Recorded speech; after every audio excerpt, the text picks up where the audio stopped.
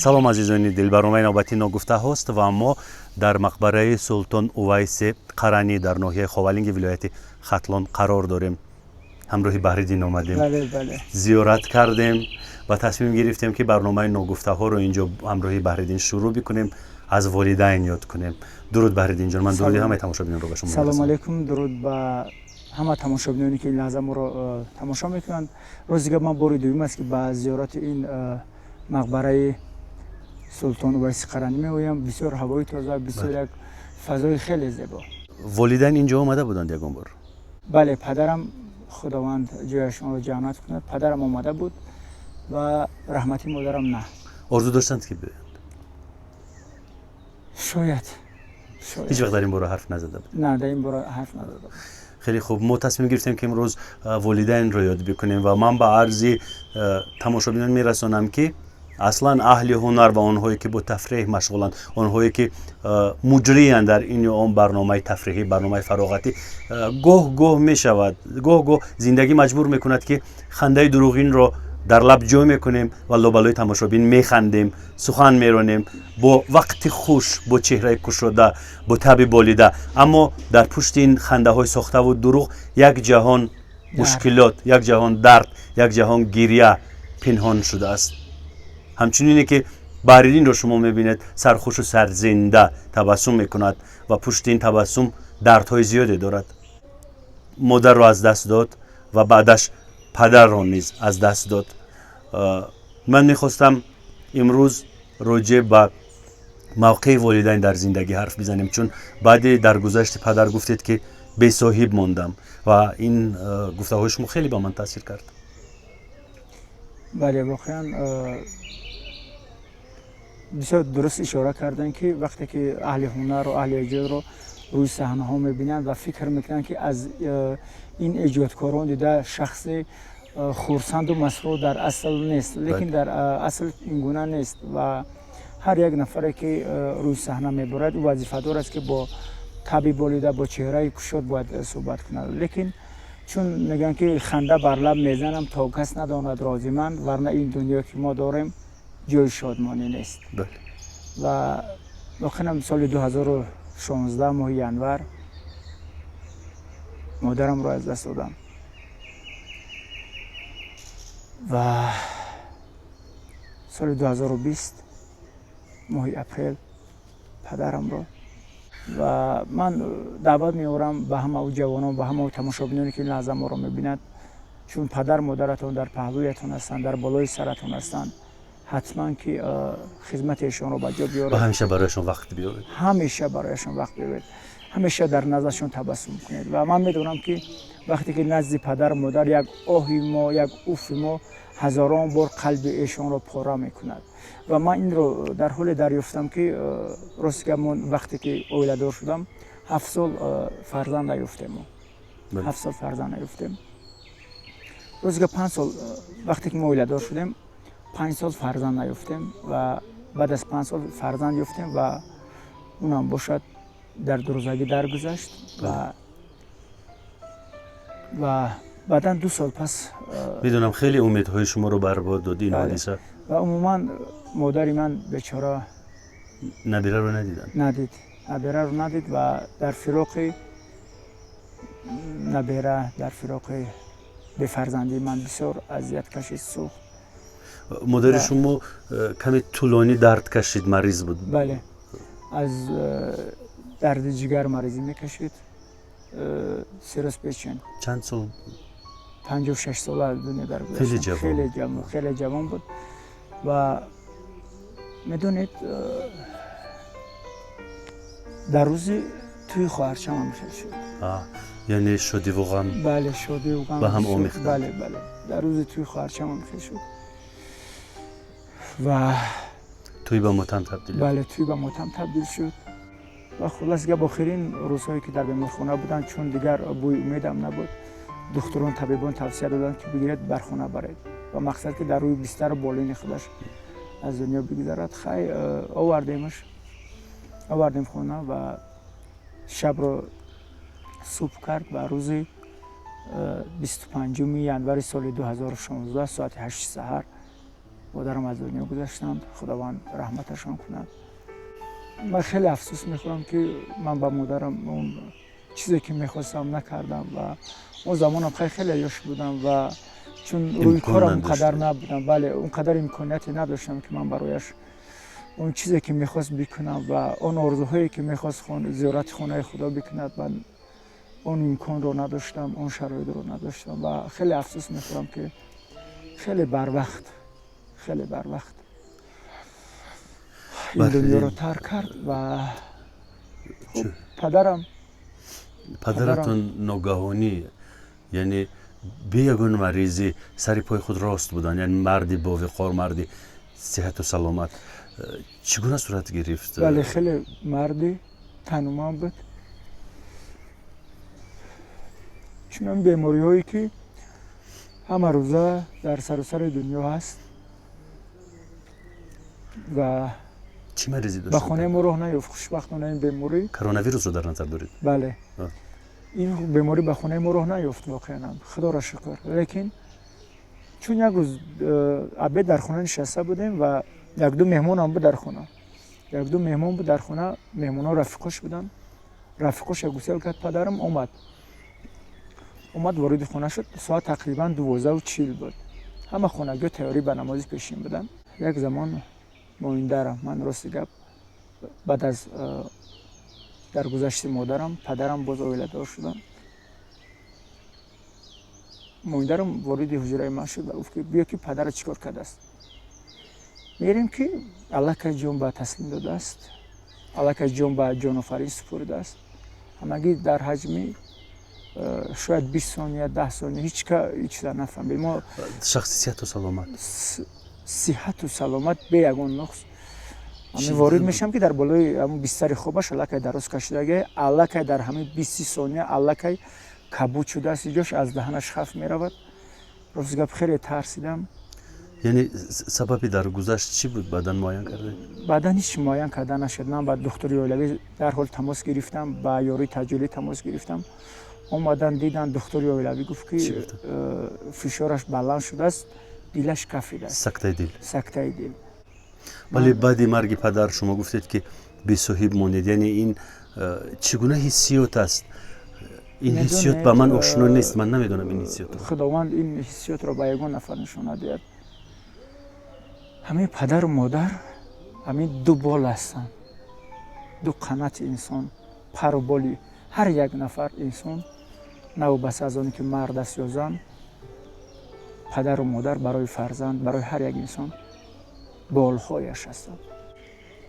میدونید من خود رو به سرپناه، به کس واقعا به کس میشورم، با خاطر که میدونید وقتی که انسان، من میدونم، من مطمئن هستم که در هر لحظه دشوار زندگی جز پدر و مادرت در حال در این سال زمان هیچ کس نمیتواند که به درد تو دوا بخشد. هیچ کس نمیتواند که در کنار تو باشد جز پدر و مادرت و جز فرزند پدرت. و در حالی که همون فرزند پدرم اگر شخص بناموس باشد و من همین بال و پرای خودم، من دعای خودم، من برکت خودم ای دست دادم. تربتشون روشن باشد، الهی جایشون جنت باشد. و شما پسر دارید، یک پسری عزیز و نازنین دارید، پسری زیبایی دارید که و یک چیز رو میخوام بگم، مادر من فرزند من رو ندید و من معجزه های خداوند خیلی زیاد دیدم. و وقتی که مادر من از دنیا درگذشت، من حالت روحیم خیلی بده شد و شاید دیوانه هم میشدم. در آغاز سال وقتی که مادر من درگذشت تا آخر سال، بعد از 7 سالم که من فرزنددار نبودم، تا آخر سال خداوند برای من فرزند عطا کرد. همون چشمای زیبا، همون نگاه‌های زیبای مادرم من در فیلم دیدم. یعنی به مادرتون ماننده؟ به حد ماننده. میدونید من وقتی و چرا میگویید که ندید؟ روحش با شما است، روحش در کنار شما است، روحش میبیند، شادی میکند. من احساس میکنم که روح مادرم همیشه با من است، به خاطر که وقتی که طفل من در تولدخانه به دنیا آمد، ساعت 6 صبح بود. وقتی من به خانه آمدم بخشش که من کمتر آوازم خیلی شده برای تماشابینان شاید فهمه باشه. هیچ مشکل نداره. وقتی به خانه آمدم یک تقریبا نیم ساعت خواب رفتم. در همون نیم ساعت من خواب دیدم که مادرم یک گهواره خیلی زیبا و خیلی گهواره رو من در زندگی عموما دیدگی نیستم. خیلی یک گهواره زیبا، گهواره هم نه مثل یک خیلی یک چیزی نمیدونم چی خیلی بود، بسیار پرجلو، خیلی زیبا و رنگش در یادم است که رنگ یعنی آبی شبیه رخت خواب برای طفل. بله برای رخت خواب. گفت که مادرم که نه گهواره رو بگی برای بچت ده همیشه در همین خوابش بکن. و بیدار شدم. من احساس کردم که واقعا روح مادری من هم شاد شد و میدونید همون شیرین ترین تبسم، همون صمیمی ترین نگاه وقتی که از مادرم بود من را گم کرده بودم و وقتی که فرزند به دنیا آمد و چیلش برآمد من درست اهمیت میدم همین خم ابروانی همین بچم به حد به مادرم ماننده. مادرم بسیار یک زن زیبا بودم، همین خم ابروهانش خیلی به همین فرزند ماننده و من خدا را شکر میکنم. من بسیار از خداوند که چی نعمتایی که برای من لایق دانسته است، ارزانی داشته است، من بسیار از خداوند برای تمام نعمتهایش سپاسگزارم. وقتی که پدر و مادرم از دنیا گذشت در پیش چشمانی خودم و بار دیگر باوری حاصل کردم که انسان خیلی عاجز است، هیچ نمیتونه که به درد پدر و مادر درمان بخشه و جان ایشان یک مرهم باشه نمیتواند. بنده خیلی عاجز است و یعنی در پیش مرگ همه تسلیم است، همه عاجز است، پیر، جوان، ثروتمند، بله بینوا، همه بله تسلیم. بله. و بحرالدین جان، تحسین شما یعنی خلاصه چی شد از این همه چسب و تلاش و از این همه گریه ها و از این همه فریاد و فیغان، از این همه نبرد ها؟ هیچ، فقط بجز یک هفته دیگر چه میتوان گفت، فقط دعا میکنیم که روانشان شاد باشد، روانشان از ما فرزندان راضی باشد. نکند خدا از اون روزه که پدر جدا از پسر، مادر جدا از دختر از دنیا بروند و آخرین نگاه یکدیگر رو نبینند. بله. این است از همه نکبت و روزی سخت برای انسان. واقعا هستند انسان هایی که جدا از پدر و مادر زندگی میکنند، یعنی والدین زندگیشان از هم میپاشد، میروند به هر سمت، کودک تنها به وای میرسد و محبت میمیرد. از همه دهشت آور مردن محبت است. وقتی که محبت میمیرد این مردنی جسم دیگر هیچ معنی ندارد. یعنی هستند انسان هایی که همدیگر رو در قلب های خود دفن میکنند، گور میکنند. بله. به زنده بودنشون. بله، از همه دهشت آورش این است که ما زنده در گور نکنیم یکدیگر رو. بله. از حس زیادی نفرت، چون زندگی حوادث خیلی زیاد رو پیش روی ما میارد و من فکر میکنم که شما به صاحب نیستید هیچ وقت، چون گفتید که بعد در گذشته پدر در باشد من در شما نوشته بودم که من خیلی به صاحب شدم، خیلی تنها شدم و یگانه بعد از خداوند گفتم که یگانه امید تکیهگاه من شما هستید. و من هر لحظه مرگ یاد میکنم و هر لحظه میدونید منتظر هستم، برای که من وقتی که پدرم خیلی شد من بار دیگر حاصل کردم که انسان حتی یک لحظه بعد از همین صحبت ما چی میشود ما نمیدونیم ملکه. مقصد هر چیز شدنش ممکنه در حیات انسان، با همین خاطر به هر حال بحرالدین جان ما در زندگی دست دادیم، یعنی دست یاری و برادری. بله. خدا کند که رفاقت ما رو فرزندهای ما ادامه بدهند. یعنی من فکر میکنم که یک زندگی زیبا بعد این همه دشواری ها در پیش ما و شما رو انتظار است و یگانه خواهش من این است که این حسی ناامیدی، یأس و غم رو از خود دور کنید. ما میدونیم که مرگ یک روز نه یک روز می آید و استقبال ما، ولی هنوز که زنده ایم، هنوز باز هم تبسم رو بله، در بله. لبانمون جو کرده به استقبال طفل‌هایمون، به استقبال کودکانمون، به استقبال اهل خانواده باید تبسم بکنیم، باید زندگی بله، بکنیم. ما فکر میکنم که نه تنها در محیط عائله بلکه با همه، با اطرافیان، با همه باید که نیکبین باشیم. با همه اگر یک عمل نیک، اگر یک عمل خیر کردن نمیتونیم، اگر اقلا تبسم کردن نمیتونیم، باید که حقارت نکنیم. اگر تبسم نگاه کردن با تبسم اگر نگاه کردن نمیتونیم، حرف زدن نمیتونیم، لااقل با خشم نگاه نکنیم، با بدی نگاه نکنیم. من فکر میکنم که همین دنیا خودش ارزش اون ندارد که نسبت یک نفر ما یک عملی بد انجام بدیم. و یک روز قبل از همین مرگ پدرم شما دا گفته بودم که ما رفتیم، گفت که بچم در انداز، در نلاق یگون شناس داری که من همین انداز من محکم کنم. من گفتم بله دارم شناس. خیلی تماس گرفتیم، رفتیم اندازش محکم کرد. رحمت پدرم کارشه یک روز پیش از مرگ. یک روز پیش از مرگ. ببینید میدونید